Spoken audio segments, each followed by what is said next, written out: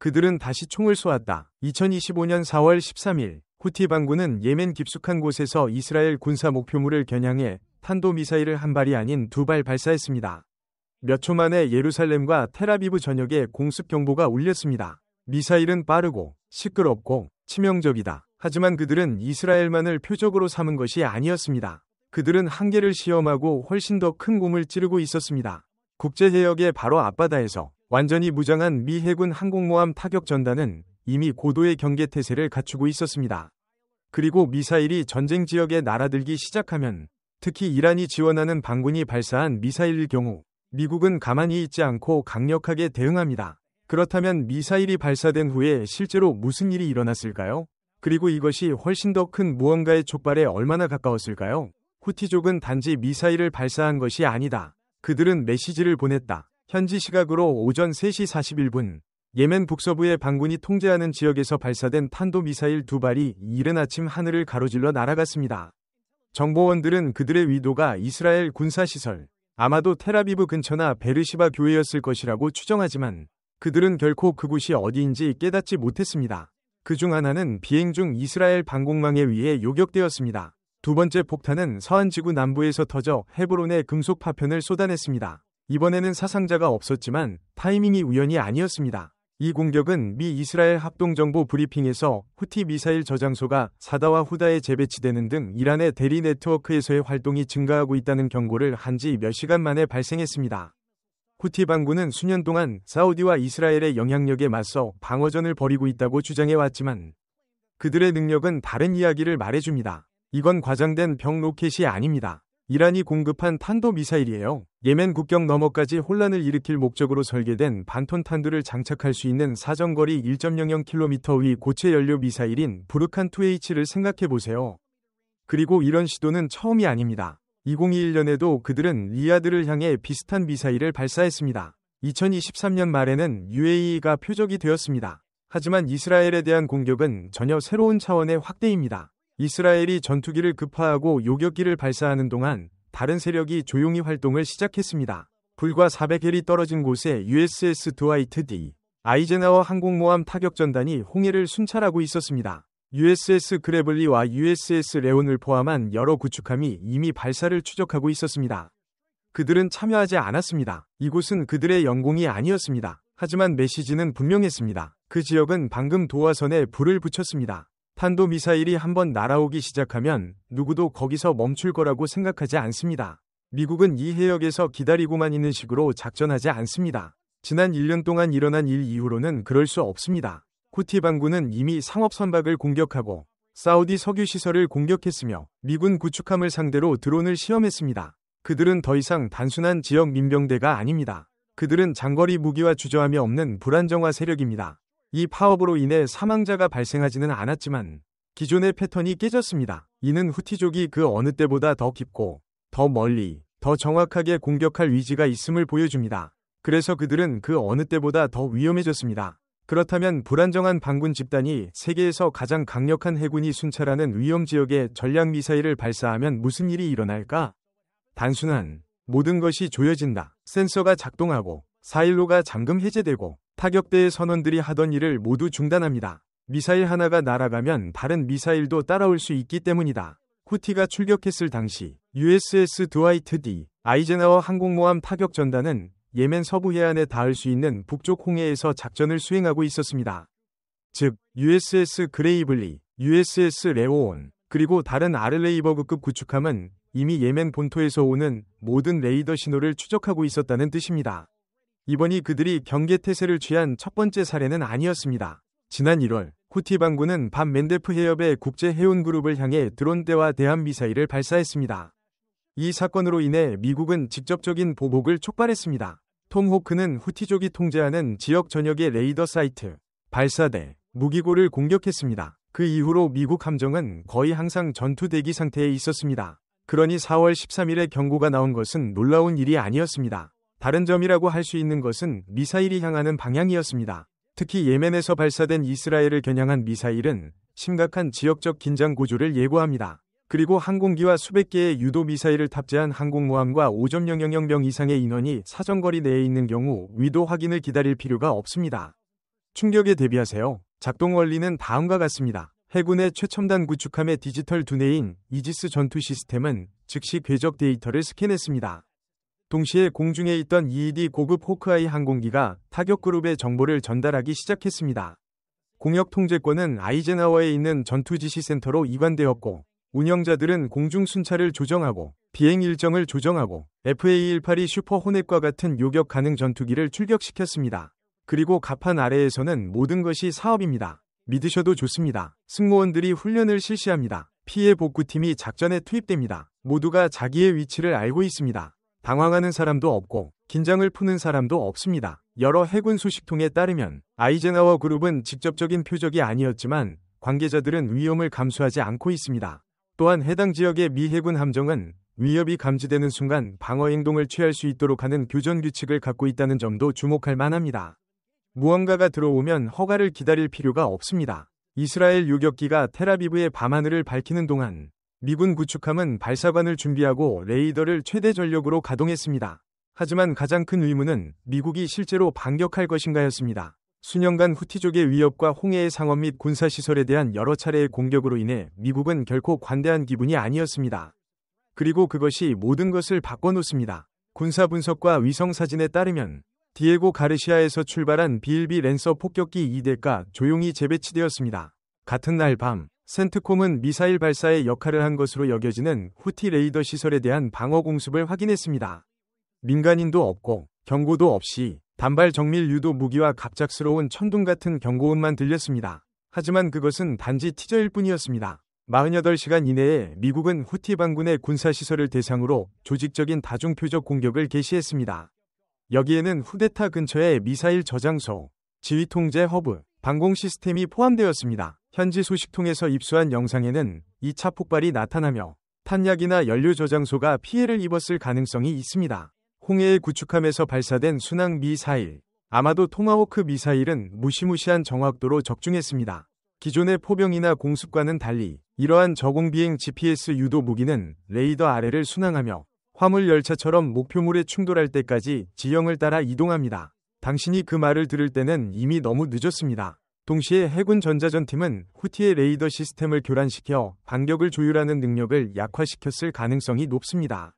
목표는 단순히 하드웨어를 파괴하는 것이 아니었습니다. 그것은 방향 감각을 상실하게 하고 눈을 멀게 하고 마비시키는 것이었습니다. 그리고 효과가 있었습니다. 미국이 대응한 후 72시간 동안 후티 반군의 언론 채널은 모두 침묵했다. 승리 영상도 없고 저항의 표시도 없고 그저 침묵만 흐릅니다. 선전을 통해 이익을 얻는 집단에게 이는 많은 것을 의미합니다. 이는 단순한 보복이 아니었습니다. 그것은 후티족에게만 전달된 성명이자 메시지였을 뿐만 아니라 티론의 그들을 지지하는 사람들에게도 전달된 메시지였습니다. 만약 문제가 확대된다면 우리는 신속하고 전략적으로 주저없이 대응하겠습니다. 그리고 그 메시지는 화력뿐만 아니라 자세로도 강화되었습니다. 미국 해군은 해당 지역에 남아있다. 운송 사업은 계속되었습니다. 아이젠하워의 전투 항공 순찰대는 매일 임무를 수행했고 구축함은 밥 엘 만다브 거리와 홍해 위에 레이더 영상을 지속적으로 유지했습니다.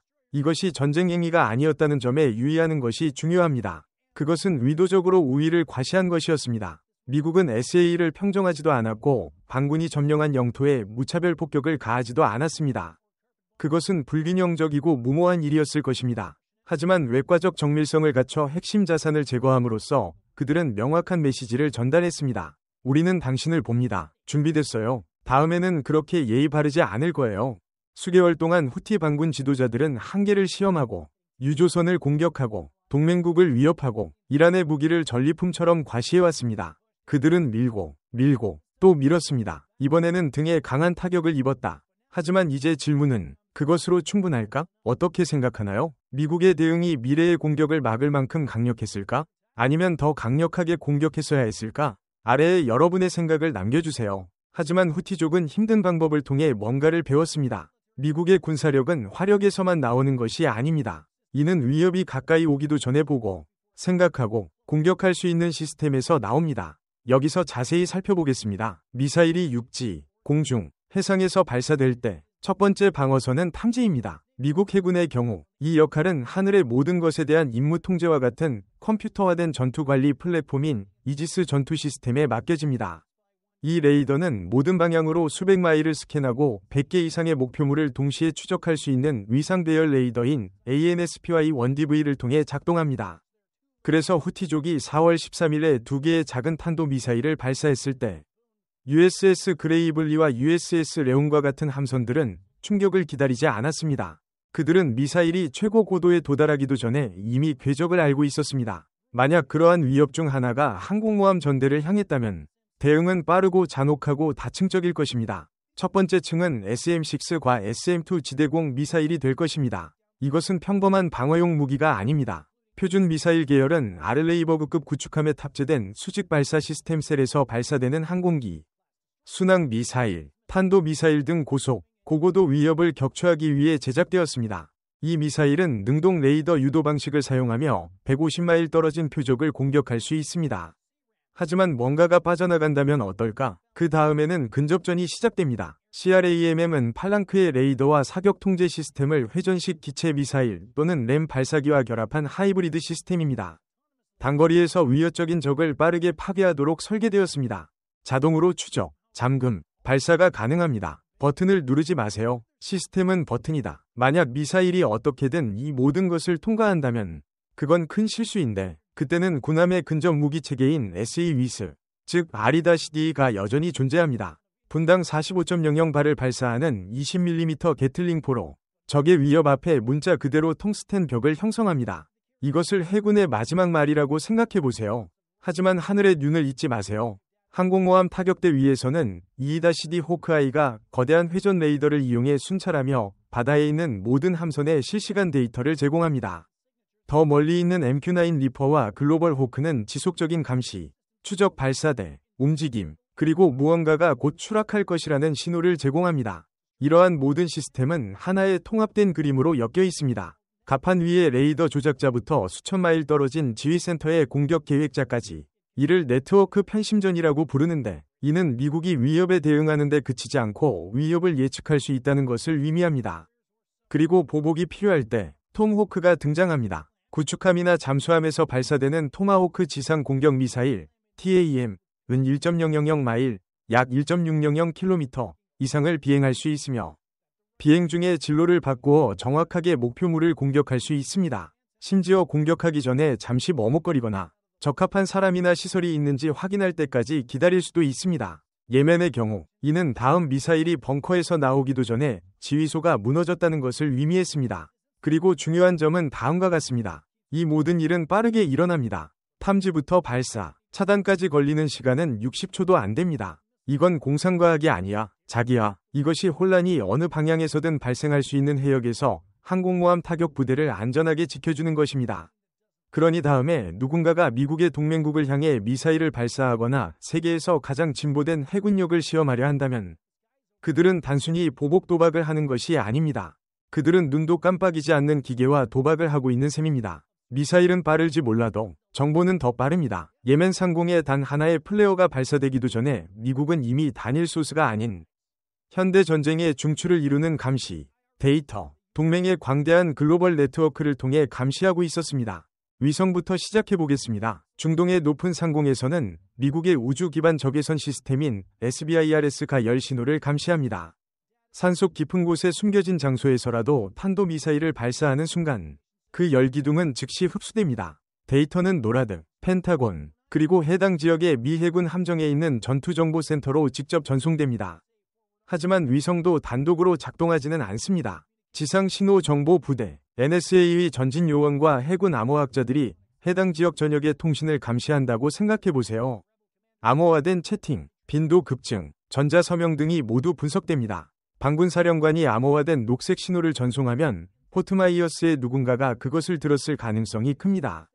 그리고 인간의 지능도 있습니다. 지난 10년 동안 미국은 예멘, 사우디아라비아를 비롯한 여러 지역에 광범위한 자산 네트워크를 구축해왔습니다. 현지 정보원, 동맹 정보기관, 심지어 탈영한 후티 전투원까지도 미국 분석가에게 정보를 제공하는 데 일조했습니다. 그리고 대부분 사람들이 잊어버리는 부분은 바로 이겁니다. 미국은 혼자 일하지 않습니다. 모든 경보와 모든 위협은 이스라엘의 8200 부대, 영국의 GCHQ, 센트콤과 나토의 파트너 사령부를 통해 교차 속여 전달됩니다. 미국만이 줄을 잡고 있는 것은 아닙니다. 이는 대리 위협에 맞서는 민주주의 연합입니다. 그래서 후티가 미사일을 발사했을 때 전체적인 상황이 드러나는데 오랜 시간이 걸리지 않았습니다. 몇 분 만에 플로리다의 분석 담당자, 지부티의 드론 조종사, USS 그레이블리의 미사일 기술자가 모두 같은 화면을 보게 되었습니다. 적의 발사 장소, 궤적, 대응 옵션 등이 모두 실시간으로 매핑되었습니다. 전쟁 속도에 맞춘 세계적 협력, 미국은 몇 분 안에 위협을 차단할 수 있는 기술, 정보, 화력을 갖추고 있습니다. 하지만 항상 사용해야 할까요? 이것이 현대 갈등의 딜레마입니다. 공격할 수 있다고 해서 항상 공격해야 하는 것은 아닙니다. 미사일은 일단 멈췄습니다. 하지만 이 경기를 보는 모든 사람은 경기가 끝나지 않았다는 것을 알고 있습니다. 중동은 식지 않는다. 연기가 난다. 4월 13일 공격 이후 미국은 홍해의 순찰을 강화하고 항공 감시를 확대하고 지역적 파트너십을 강화했습니다. 항공사 운항은 24시간 내내 계속됩니다. 드론은 공중에 떠 있습니다. 구축함은 발사관을 열어두지만 후티들은 예측 불가능하며 혼자 작전을 수행하지 않습니다. 이란은 직접 손을 더럽히지 않고도 경계를 시험하기 위해 대리인을 이용하는 오랜 역사를 가지고 있습니다. 그리고 이제 후티족이 이스라엘 영토를 공격할 수 있다는 것을 증명했으므로 위험 요소가 더욱 커졌습니다. 그리고 당신은 그것을 믿고 싶나요? 그럼 다음번에 미사일이 요격되지 않는다면 어떨까? 만약 민간인을 표적으로 삼는다면 어떨까? 만약 미국 인원이 폭발 반경에 갇히면 어떻게 되나요? 이것이 미국이 이 지역을 매일 걷는 방식입니다. 너무 부드럽게 대응하면 오히려 더 공격적인 태도를 보일 수 있습니다. 너무 강하게 공격하면 모든 나라가 지역 전쟁에 휘말릴 위험이 있습니다. 미국 해군은 여전히 그 자리에 있으며 여전히 무장하고 있으며 여전히 모든 지평선을 살피고 있습니다. 그리고 다음 위협이 나타나면 그들은 질문하지 않을 것입니다. 후티족이 총을 쏘았습니다.